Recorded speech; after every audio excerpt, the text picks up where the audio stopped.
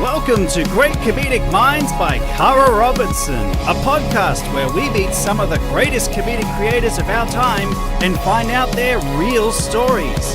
From your favorite TV shows, movies, and live stand-up, we interview the storytellers and joke writers who have entertained us for years to find out exactly how and why they do it. And now, here's your host, Cara Robertson.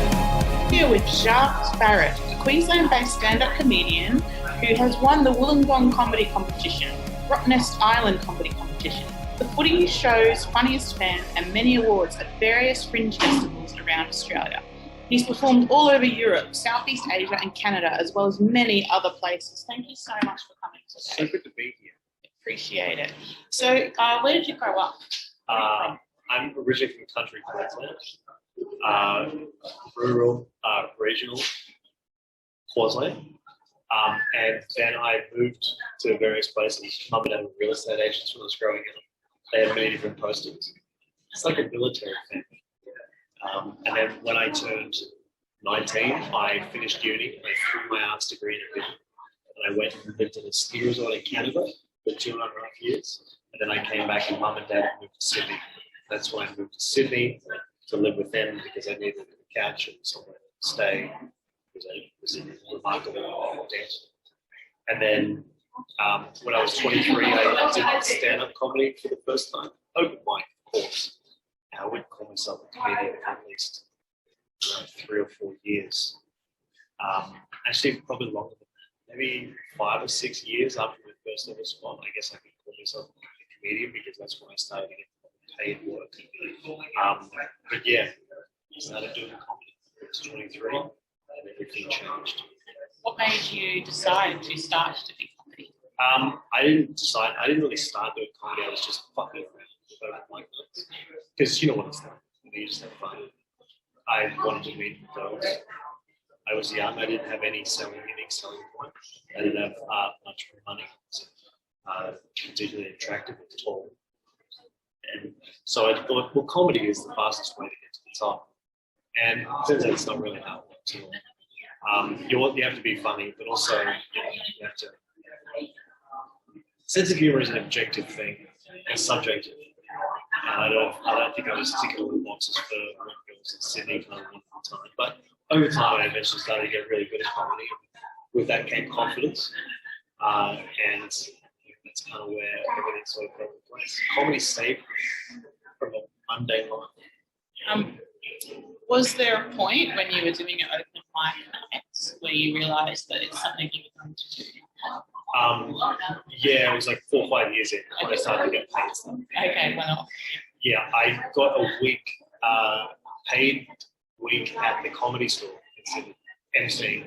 That's how I started to get lots of gigs and lots of money, or not lots of money, back up in case it's but I got lots of paid work from MC, so I was a good MC. I still am. I don't really particularly like MC because it's actually work. You got to get up, you got to get back down again, you got to keep the ground and whatever. But I had been hosting trivia as well as doing stand-up, and I found trivia was a really good skill set to be on time on microphone. The ability to cajole and kind of herd cats, which is trivia is a fucking nightmare. It's a place to start. But yeah, I started getting paid MC work, and with MC work, you get a lot of stage time. Like headliners traditionally at a comedy night about 40 minutes, maybe max. The headline spot. Well, we're supposed to be looking at camera. No, you're right. What do you want? So we, as a headliner, you get 40 minutes. With an MC, you end up getting about 20 to 25 minutes on stage each night as well. It's valuable stage time. So when I got paid week at the Comedy Store, I went really well. Every night. There were no real standout shit nights where I didn't drop the ball. And that's when I went, you know what, I'm gonna go all in on this comedy thing. And then for 3 months after that, I had a bunch of really shit gigs in the room because I took comedy too seriously. I was like, I want this. It's the biggest mistake I think anyone can make is trying too hard to be fun because this crowd, like you're not joyful on stage. You're putting too much pressure on yourself. And a joke you have written and you do it on stage and it doesn't go well the first time, you can see you're obviously distraught because all of your identity is based around this brand new pursuit.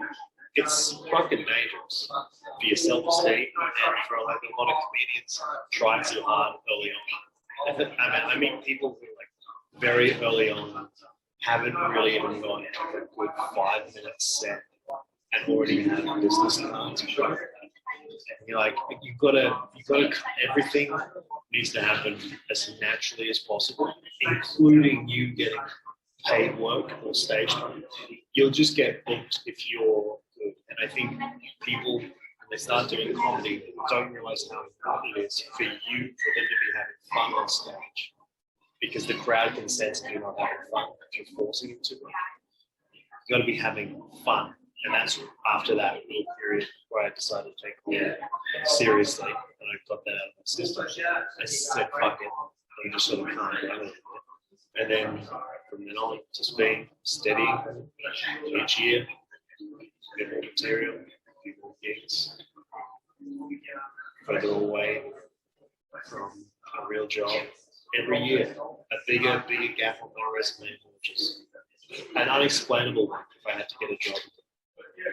Opposed to actually rock up for a job interview, God forbid, the world fucking stay together world. If I went for a job interview, there is a 19-year gap on that resume.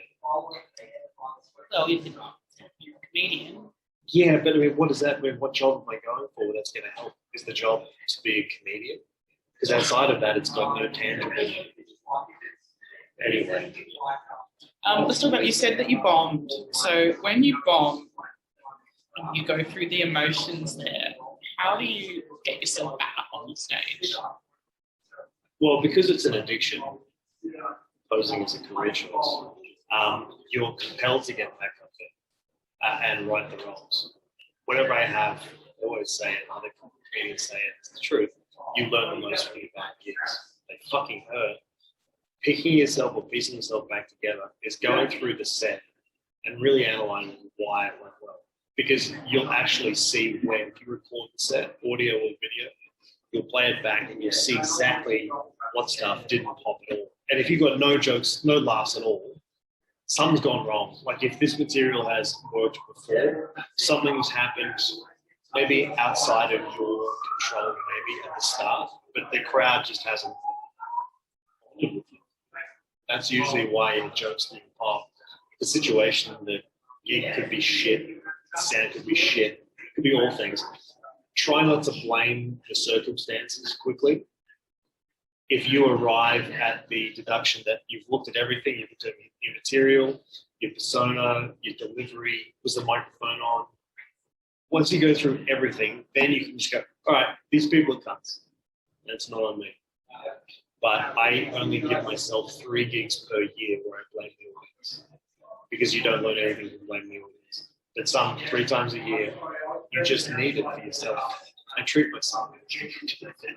Currently, 2 gigs into my quota of 3, and it's Oh, okay. Yeah.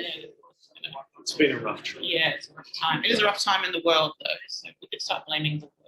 Yeah, maybe that's a good one. Maybe you think we should have a 4th just for a special occasion? Just for kids. 4th reason. Leap year. Okay, it's a leap year. You know, I'll blame Russia invaded Ukraine. Yeah. Which is happening right now, and I love that. It's very important in podcasts, being on stand the test of time, that you place topical references in them. Yeah. So in 3 years' time, people can go, I remember that. Fuck, this podcast's old. Yeah, and just to be clear, when you said I love that, you meant you were putting the references in the podcast. You don't mean that you loved the war. Is that what I said? You just said Did it come Ukraine, across that? Russia. Look at it. Yeah. Russia invaded Ukraine. I love that. I do. Yeah.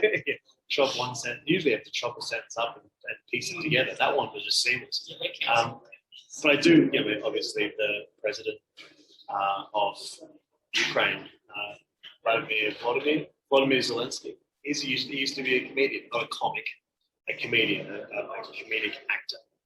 And that's the last thing any of us comedians needed is parents to see how successful he is and going, hey, have you thought about getting into Politics. not even in politics, just what's your plan B? Yeah. None. I'd be president. My plan B is your spare room. Yeah. So we just come with it. Let's talk about writing jokes. So what's your process? Do you get it from life or do you just make it up? Parcels. Some sort of professional.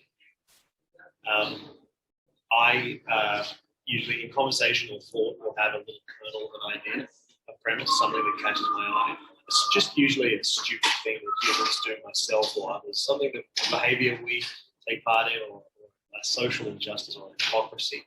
I just usually find a flaw in the way humans live. A little nugget where I spot it and go, we're fuckheads for doing that. I write it down and then I develop it and I try and create sometimes with a little story or a bit, creates like an interaction I have with someone.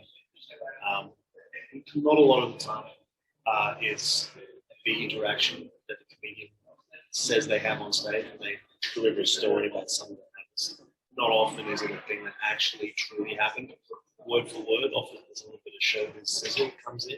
You rewrite the script, you make it funny. And sometimes these things happen, but they don't even fucking happen at all. And the comedian builds it from scratch. But that doesn't mean that the situation is something that people can relate to or have experienced themselves. So he's still living in a reality, but unlike a lawyer, you don't have to prove that any of this happens. It's fucking hell.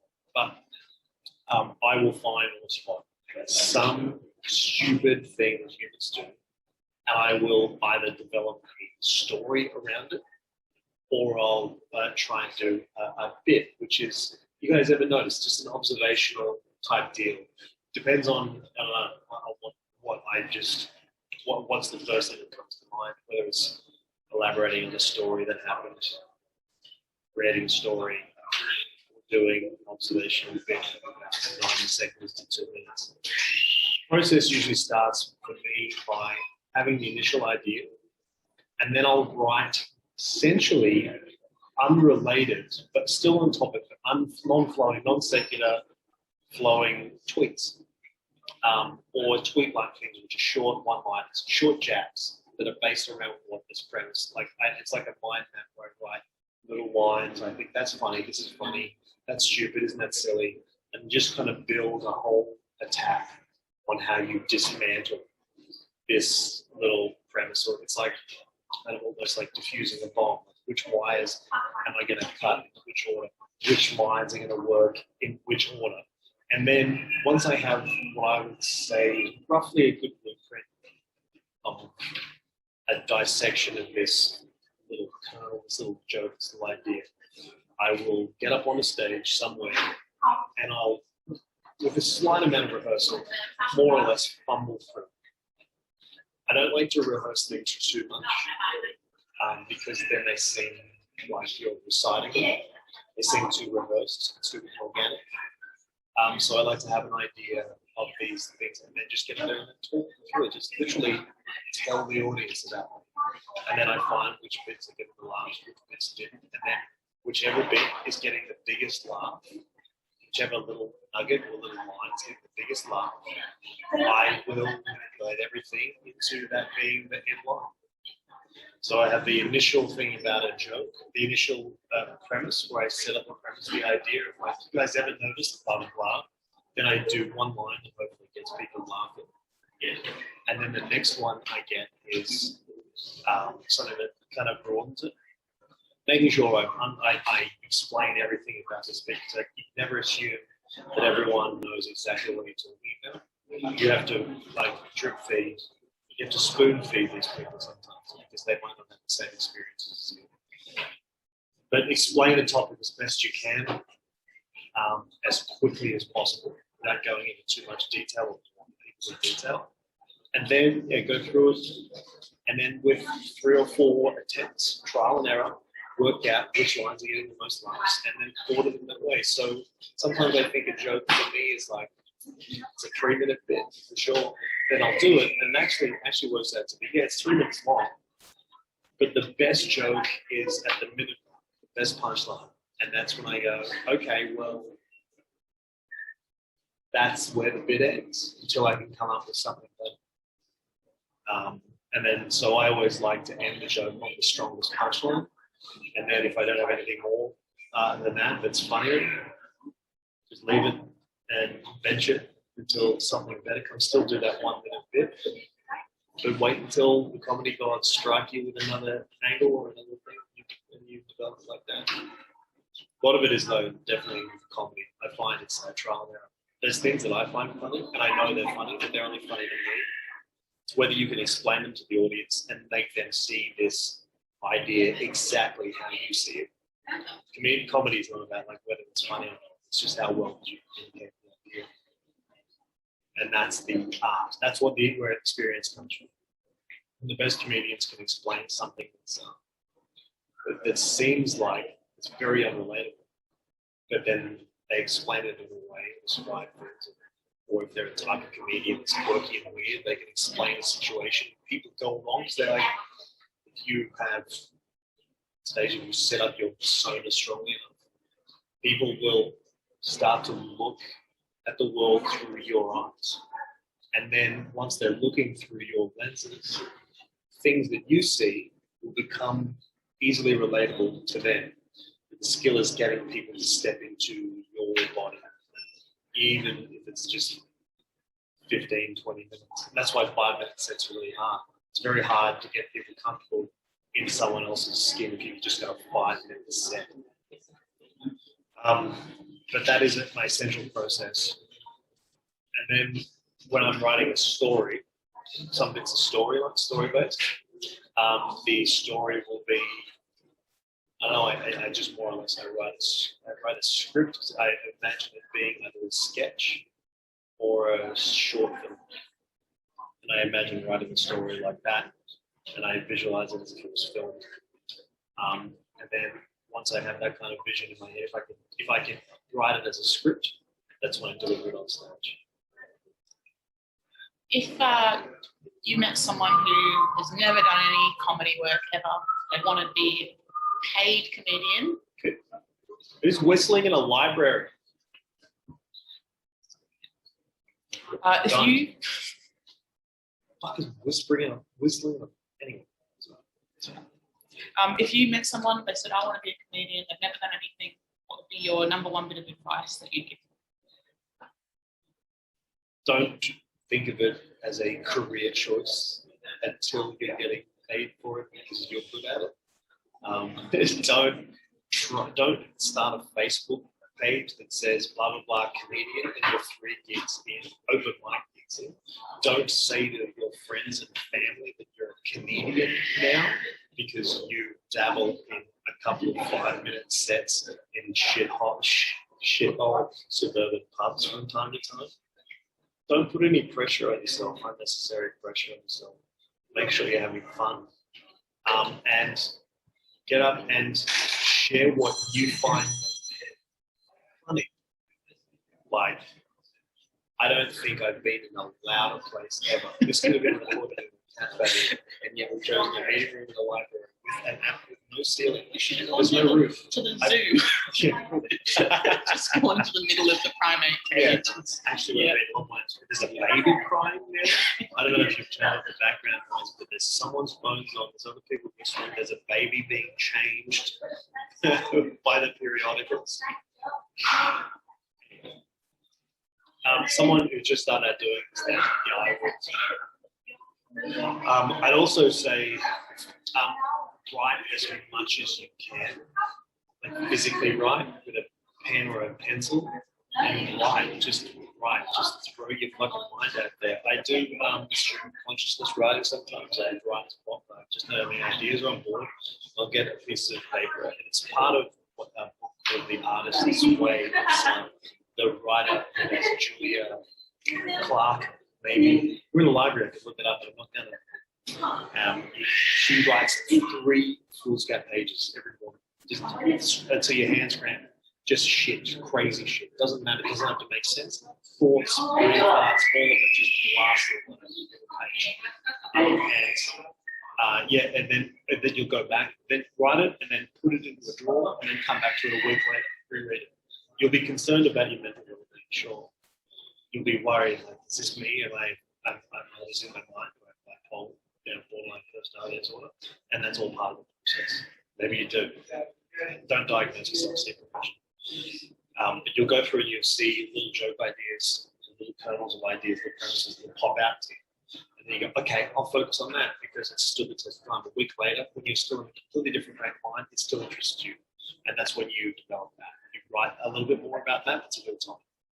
Like I do, maybe, write different, maybe ask the who, what, when, how, and why of a topic, and you'll come up with new characters, new ways of dealing with it. The purpose of why, what motivates people, or what, if you have a joke idea, what's motivating the people that are involved in this joke, in this premise, in this, what's motivating? Ask the why, you'll work out.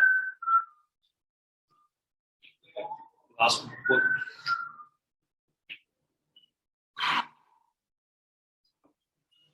Why that's missing off. This is not my podcast. It's your podcast. It's not your life. This is you. Okay. Okay. I know. It's not my library. It's the whistling. The whistle's in a library. Whistles anywhere outside. It's a little bit. It's whispering. Who's happy? Yeah. Who's happy ever? There's a war on. It's a turn. What do you fucking whistling into the Valkyrie? I hope the whistling's edited out and it's just in your head.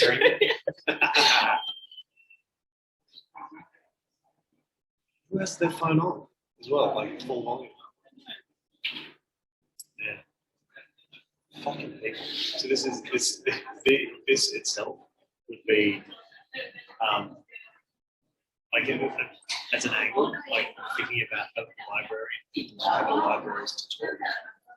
Now, like this is what's wrong with this new generation. See, I'm just wondering whether we should wrap it up or I'm going to push you to snap it. No, all these paid actors that we've got around here to continue to disrupt and distract them from the topic at hand.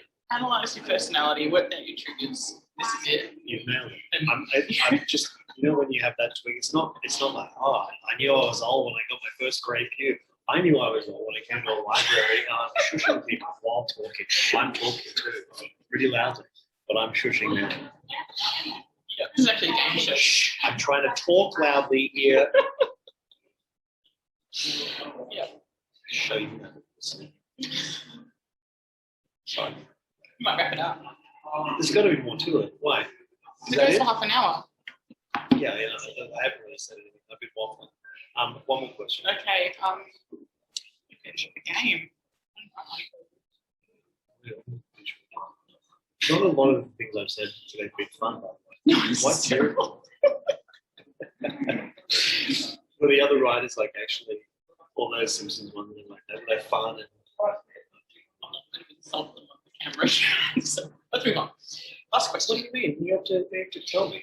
I'll tell you when we turn the camera. Were they really boring? I bet they were really fun. No, you have to discuss it now. Tell me that I'm the most fun person you've had on this podcast. Number one rule. What if I'm not? I'm the one who's doing. I'm in public speaker. I'm the one who's performing comedy. I'm the one who makes people laugh professionally live on stage. And if I'm the most boring person in the podcast, I'm done. I quit. Okay. No, you're not the most boring.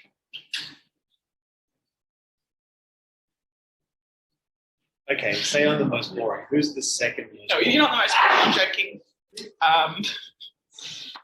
One rule interviewing is Sneezing at the time. it's going to snap. No elbow caught that sneeze.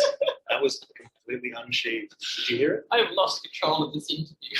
It has gone off the rails. You have to put some of this part where I'm just furious about it. You have to put it in there. Sorry, final question. Final I question. just realised how much of this parking was so generously going to pay for. That's why you're trying to hurry things up. It's like a counter. Petrol prices are going up. Yeah. Parking was $45 for 2 hours. I understand why you're trying to wrap this up in front of me. Just caught fire. Just listen up. Yeah. Final question.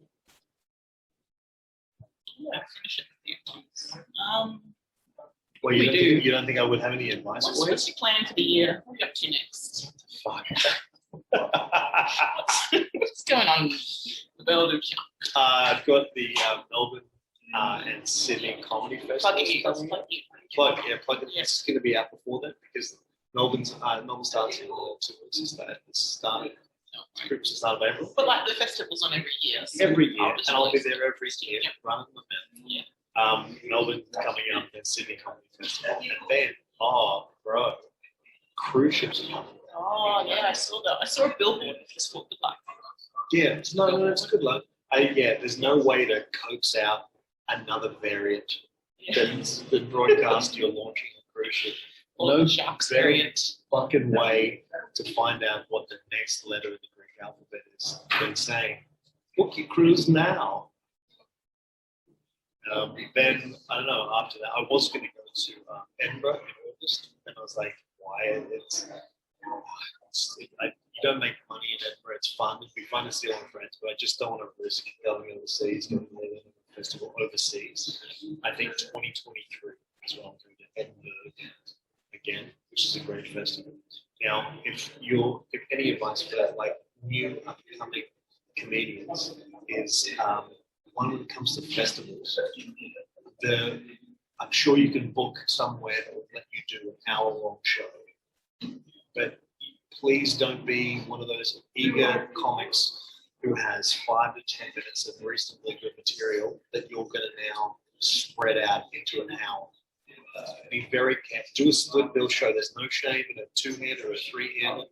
You and 2 other buddies get together and do 15 minutes each of your best shit. There's no shame in that. I know you want stage time. Festivals are great for stage time. Please, you are going to invite all of your friends and family who you've told or who know or see on Facebook that you've told yourself a comedian, and you're going to do your show, and it's going to potentially, probability-wise, going to be hit and miss. It's going to be pretty, not shit, but it might not be great. And they're going to go, ugh, then you got friends in town worried about you, asking you, have you got a plan B? It's brutal. And so if you go to festivals, book a split bill show if you're going to do a show, but go to festivals and see as many shows as you can. Ask comics if you run low on cash. Ask them that say, look, I'm over my head. Any nights you've got room on the bill, I'm running low on cash. I'd love to come in and see a show. Comics will be short, they'll get you there. They'll get you on the door. It's easy. There's lots of comics that do that. And also, there's lots of little spots you can do around town, little showcase spots, the local mic nights during festivals. Send me an email, say, look, I'm in town, you might do a spot, let me know. The festivals are great. The key to it is guys and girls, whatever you identify it. It's getting as much stage time as is humanly possible and relishing each opportunity you have on stage. Respect it. Write out as detailed and prepare as much as you can for each gig. Record each gig. Listen back to it. As painful as it might be, it's fucking brutal. I hate it. It works. And then keep on plugging away. And then the most important thing I say for anyone trying to do comedy is make sure if you're consistent. Like if you're a consistent 7 out of 10, you're going to get booked more than someone who's sometimes a 9, sometimes a 5. Make sure you're consistent, and then people will book you more and more at the stage time. But also do trivia. There's trivia. And also, don't be too good about it. Don't be too good. No. It's just because there's a lot of us who, this is our only career opportunity. Oh, yeah. Don't come chopping at their heels. Yeah. Don't come bite. Don't come shaking the tree. Yeah. I'm not going to name names. Gina. Oh, yeah.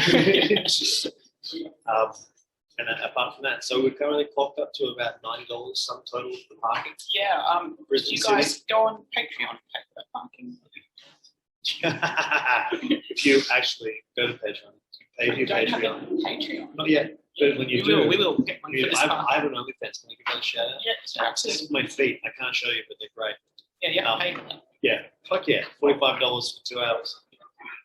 So but if you pay for the Patreon, you can actually see the full unedited one. The one where I talk about the Jews There's a full like 90 Isn't that your minute. No. This is the podcast. Don't act like it didn't happen. We recorded the whole thing. It took like 90 minutes. And there's all kinds of shit. I ran my mouth. I didn't think we were recording. So if you pay extra money, you can hear all of that wild shit I had behind the things. I really lift the lid. I blow the lid on Hollywood. Yeah, it's crazy. Sorry, that's my phone. I'm just going to go answer it. Fucking library. He didn't snap, but that was as much as I tried. But that was Jacques Barrett. Thank you very much for joining us. I really appreciate your time and coming all the way into this. Thank you for joining us on a great episode of Great Comedic Minds. We'll be back next week, so be sure to tune in. Also, like, share, subscribe to the channel, and be sure to follow Cara Robertson on Instagram.